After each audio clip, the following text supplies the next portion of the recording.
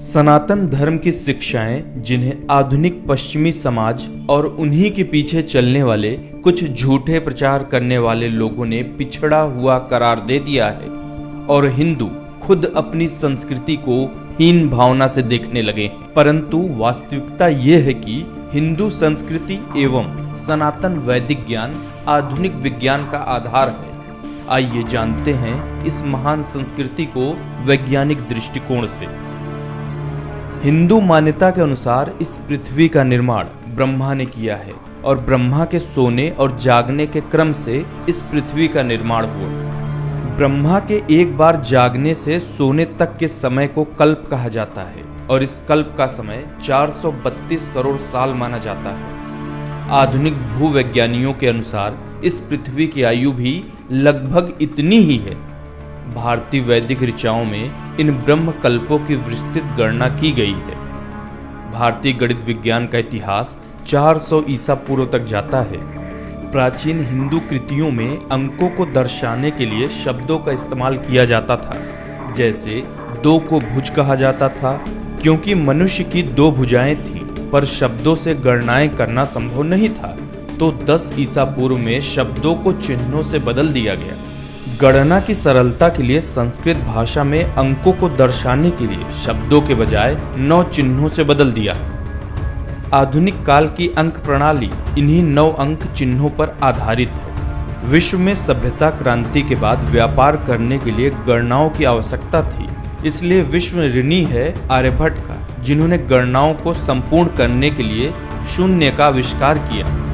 शून्य के बिना न तो कंप्यूटर का आविष्कार संभव था, न ही आधुनिक काल का अंतरिक्ष विज्ञान। गणना करने की प्रणाली बिना शून्य के संभव नहीं थी, और ये प्रणाली भारत से अरब व्यापारियों के जरिए पूरे विश्व में फैली। फिबोनाची संख्याएं और उनका क्रम सबसे पहले भारतीय गणित में प्रकट होता है। पिंगला द्वारा संस्कृत परंपरा चांद शास्त्र में इसका उल्लेख किया गया है। बाद में इतालवी गणितज्ञों से बहुत पहले इन संख्याओं के निर्माण के तरीके गणितज्ञ विरहानका, गोपला और हेमचंद्रा द्वारा दिए गए थे। चक्करवाला पद्धति यह एक चक्रीय गणना विधि है जो अनिश्चित समीकरणों को हल करने के लिए इस्तेमाल की जाती है, जिसमें पेल का समीकरण भी शामिल है। पूर्णांक समाधान प्राप्त करने के लिए यह विधि 7वीं शताब्दी ईसा पूर्व के प्रसिद्ध गणितज्ञों में से एक ब्रह्मगुप्त द्वारा विकसित की गई थी। एक अन्य गणितज्ञ जयदेव ने बाद में समीकरणों की एक विस्तृत श्रृंखला के लिए इस विधि को आसान किया, जिसे भास्कर द्वितीय ने अपने बीज गणित ग्रंथ में और परिष्कृत किया।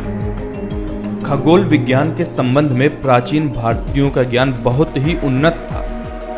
13वीं सदी का कोणार्क का सूर्य मंदिर इसका महत्वपूर्ण उदाहरण है। मंदिर हिंदू देवता सूर्य को समर्पित है और सूर्य रथ के रूप में बनाया गया है।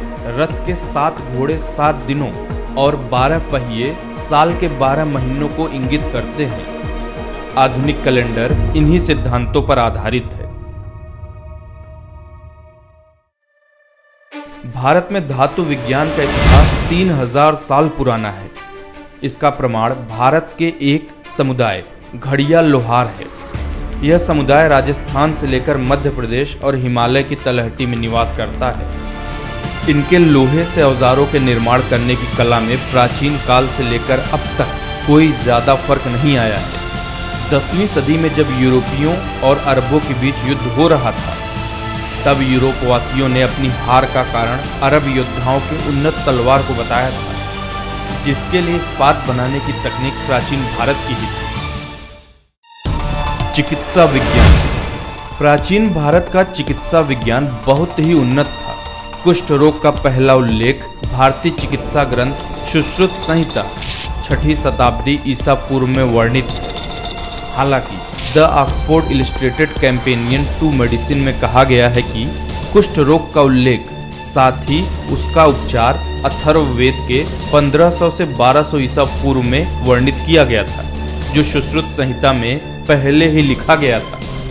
सुश्रुत ने मोतियाबिंद के ऑपरेशन और प्लास्टिक सर्जरी की पद्धति को सदियों पहले विकसित कर लिया था। Royal Australia college of surgeons में लगी सुश्रुत की प्रतिमा शल्य चिकित्सा में उनके योगदान का प्रमाण है। सैकड़ों सालों के आक्रमणों और गुलामी ने हमें सिर्फ राजनीतिक रूप से गुलाम ही नहीं बनाया, बल्कि मानसिक रूप से भी हम गुलामी की जंजीरों में जकड़ गए हैं। अंग्रेजों के शासन ने हमें हमारी ही संस्कृति के प्रति हीन भावना से भर दिया है, जबकि हमारे ही ज्ञान का प्रयोग कर वे संसार भर में विजयी होते रहे और नाम कमाते रहे। अब जरूरत है कि हम अपनी सांस्कृतिक धरोहर को जानें और इस पर गर्व करना भी सीखें।